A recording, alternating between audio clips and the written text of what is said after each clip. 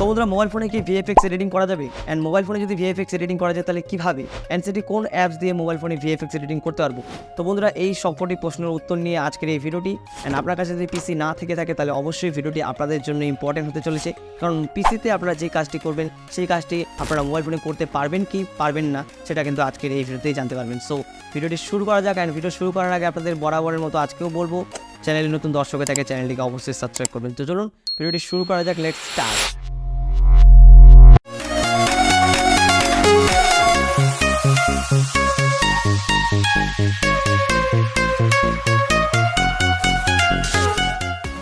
তো সর্বপ্রথম যেটা নিয়ে আলোচনা করবো সেটি হলো ভিএফএক্স। তো ভিএফএক্স আপনারা যদি না জেনে থাকেন তাহলে অবশ্যই ভিএফএক্সটা কী সেটা আপনারা অবশ্যই আগে জেনে আসুন, তারপর এই ভিডিওটা আপনারা দেখবেন। প্রথমত যেটা বলবো, মোবাইল ফোনে ভিএফএক্স এডিটিং করা যাবে কি, আমার ওপিনিয়ন অনুযায়ী সেটা হলো মোবাইল ফোনে যদি আপনারা ভিএফএক্স করতে চান তাহলে আপনারা বেসিক ভিএফএক্সটা কিন্তু মোবাইল ফোনে করতে পারবেন, আমার যেটা মনে হয়। অ্যান্ড আপনাদের কাছে যদি ক্রিয়েটিভিটি থাকে তাহলে আপনারা কিন্তু বেসিকটাকে একটু অ্যাডভান্স লেভেলে কিন্তু নিয়ে যেতে পারবেন যদি আপনার কাছে ক্রিয়েটিভিটি থাকে। তো এটা আপনাদের থাকা প্রয়োজন, আর ভিএফএক্স এডিটিং করতে গেলে ক্রিয়েটিভিটি তো অবশ্যই লাগবে। তো আশা করি এটা আপনাদের কাছে আছে। তো মোবাইল ফোনে যদি আপনারা ভিএফএক্স করতে চান তাহলে বেসিক থেকে একটু অ্যাডভান্সে যদি যেতে চান তো যেতে পারবেন, কিন্তু তার থেকে বেশি কিন্তু যেতে পারবেন না, কারণ মোবাইল ফোনে এতটা সম্ভব না। তো সেটাই আপনারা হয়তো বুঝতে পেরেছেন যে মোবাইল ফোনে ভিএফএক্স কীরকমভাবে করা যাবে। তো তারপর সেকেন্ড থিং যেটা আছে সেটা হলো ক্যামেরা ট্র্যাকিং। এটা হলো একটা ভিএফএক্সের অন্যতম অংশ, যেই অংশটা দিয়ে আপনাদের ভিএফএক্সের মোশনগুলো ট্র্যাক করে সেই ভিএফএক্সটাকে একটা অরিজিনাল লুকে প্রোভাইড করে। তো এটা কি আপনারা মোবাইল ফোনে করতে পারবেন?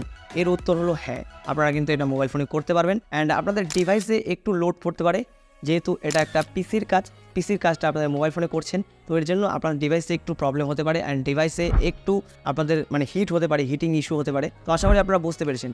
তো এই কাজগুলো যেটা বললাম, যে এই কাজগুলো ভিএফএক্স থেকে, ক্যামেরা ট্র্যাকিং থেকে, অ্যান্ড যেগুলো আপনাদের বললাম এগুলো আপনারা কোথায় করতে পারবেন? মোবাইল ফোনে তো একটা অ্যাপ লাগবে। তো সেটাই এখন বলবো আপনাদের যে কোন অ্যাপসে আপনারা এই কাজটি করতে পারবেন। বন্ধুরা একটা না দুটা না তিনটা আপনাদের অ্যাপ বলবো, যে তিনটি অ্যাপের মাধ্যমে আপনারা এই কাজগুলি করতে পারেন, যেগুলো কাজ আপনাদের আমি প্রথমেই বললাম ভিডিওর প্রথমে। তো ফার্স্ট অফ অল যেটা অ্যাপের নাম সেটা হলো নট ভিডিও এডিটর। এটা একটা প্রো ভিডিও এডিটর। এখান থেকে মোশন ট্র্যাকিং কিন্তু হয়, আর আপনারা কিন্তু এখান থেকে মোশন ট্র্যাকিং খুব ইজিলি করতে পারবেন। যেহেতু মোবাইল ফোনের একটা অ্যাপ, সেহেতু আশা করি আপনারা সেটা বুঝতে পারবেন। অ্যান্ড যদি কোথাও বুঝতে অসুবিধা হয় তাহলে নিচে কমেন্ট বক্সে কমেন্ট করবেন। অ্যান্ড সেকেন্ড যেটা রয়েছে সেটি হলো motion Ninja. So motion Ninja একটা অ্যাপ। এই অ্যাপ থেকে আপনারা কিন্তু আপনাদের ক্যামেরা ট্র্যাকিং অথবা মোশন ট্র্যাকিং বলতে পারেন, এই কাজটি কিন্তু এই অ্যাপের মাধ্যমে আপনারা করতে পারবেন। অ্যান্ড লাস্ট যেটা রয়েছে সেটি হলো এভিইউ এডিটর। এটাতে আপনারা কিন্তু মোশন ট্র্যাকিংয়ের কাজটা খুব ইজিলি করতে পারবেন। তো আশা করি আপনারা বুঝতে পেরেছেন। অ্যান্ড এই তিনটি অ্যাপস আপনারা ইউজ করতে পারেন। অ্যান্ড আপনাদের কোনটা চয়েস সেটা আপনারা নিজের চয়েস অনুযায়ী করতে পারেন। বাট আমার ওপিনিয়ন অনুযায়ী যেটা বলবো সেটা হলো নট প্রো ভিডিও এডিটর। যেটা বললাম সেটা আপনারা ইউজ করতে পারেন, কারণ এটি একটা প্রো ভিডিও এডিটর। এখান থেকে মোশন ট্র্যাকিং না, এখান থেকে বেশিরভাগ প্রো ফিচার কিন্তু এখানে রয়েছে যে অ্যাপটির মাধ্যমে। অ্যান্ড আপনারা এটা চাইলে ইউজ করতে পারেন। অ্যান্ড ইউজ করে আপনারা নিচে কমেন্ট বক্সে জানাবেন যে আপনাদের কেমন লাগলো। সো আজকের মতো এটুকুই। অ্যান্ড ভিডিও দেখে যদি আপনারা কিছু শিখতে পারেন তাহলে অবশ্যই ভিডিওটাকে একটি লাইক করে দেবেন। সো আজকের মতো এটুকুই, দেখা হচ্ছে পরের ভিডিওতে। অ্যান্ড ভালো থাকবেন, সুস্থ থাকবেন, টেক কেয়ার অ্যান্ড বাই।